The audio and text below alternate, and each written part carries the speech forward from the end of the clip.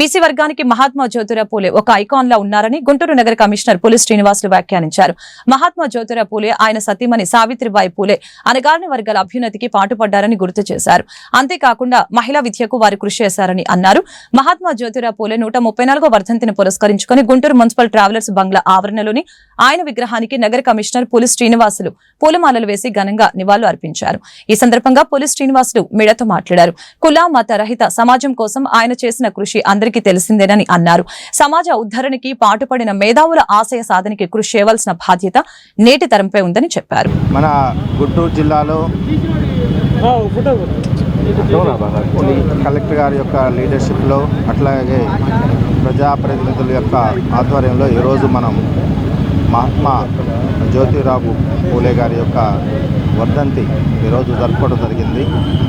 So ఈ సందర్భంగా కొన్ని విషయాలు మనం చెప్పుకోవాలి. మహారాష్ట్రలో పుట్టినప్పటికి కూడా మరి ఈరోజు బీసీ వర్గానికి ఒక ఐకాన్ లాగా ఎట్లా ఎస్సీస్ అంబేద్కర్ గారు ఎట్లా ఓనింగ్ చేసుకుంటారో బీసీ వర్గానికి ఒక ఐకాన్గా వారు ఉండటం, అట్లాగే వారు సతీమణి సావిత్రిబాయి పూలే గారు వీరిరువురు కూడా ముఖ్యంగా అణగారిన వర్గాల అభ్యున్నతికి పాటుపడటమే కాకుండా ముఖ్యంగా స్త్రీ విద్యకి వాళ్ళు నాంది పలికారు.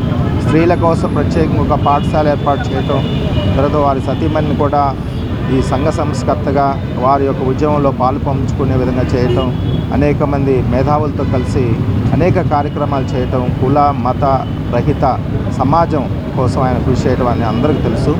సో వారిని ఈరోజు మనం స్మరించుకుంటూ వారికి ఇలా నివాళులర్పించడం అనేది చాలా గర్వకారణం. వారి యొక్క జీవితాలను ఆదర్శంగా తీసుకొని వారి సత్యమణి యొక్క జీవితాలను ఆదర్శంగా తీసుకొని మనందరం కూడా కొనసాగాల్సిన అవసరం ఉంటుంది. అట్లాగే భావితరాలకు కూడా వాళ్ళు చేసినటువంటి మంచి పనులు, వాళ్ళు చేసినటువంటి సేవ అవన్నీ కూడా మనం క్యారీ ఫార్వర్డ్ చేయాల్సినటువంటి అవసరం ఉంటుంది.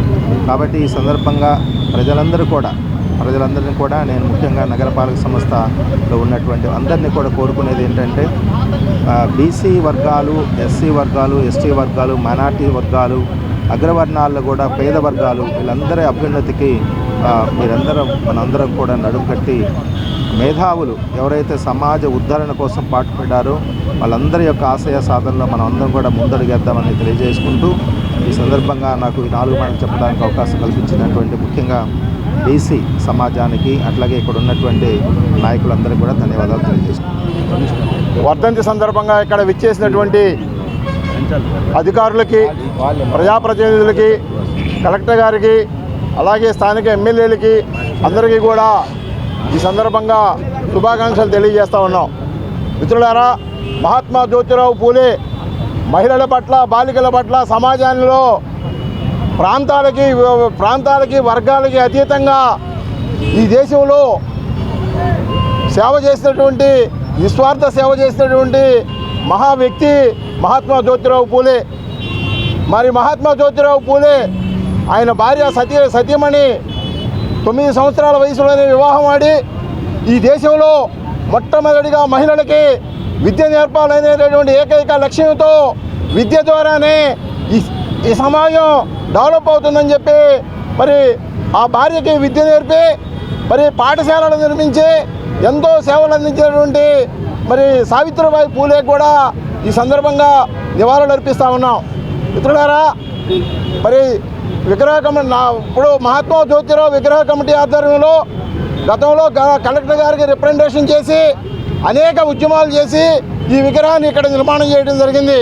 కలెక్టర్ సురేష్ బాబు గారి సారథ్యంలో ఆనాడు విగ్రహాన్ని వారం రోజుల్లో మేము కోరిన మేరకు ఇక్కడ ఏర్పాటు చేశారు. కానీ ఇక్కడ ఐలాండ్ కట్టడంలో పక్కనే ఆయన సతీమణి సావిత్రిబాయి పూలే విగ్రహాన్ని పెట్టడంలో వైఫల్యం చెందారు. దయచేసి మేము ఒకటే అడుగుతూ ఉన్నాం అధికారులని, ఈ యొక్క విగ్రహాన్ని ఖచ్చితంగా ఐలాండ్ కట్టాలి.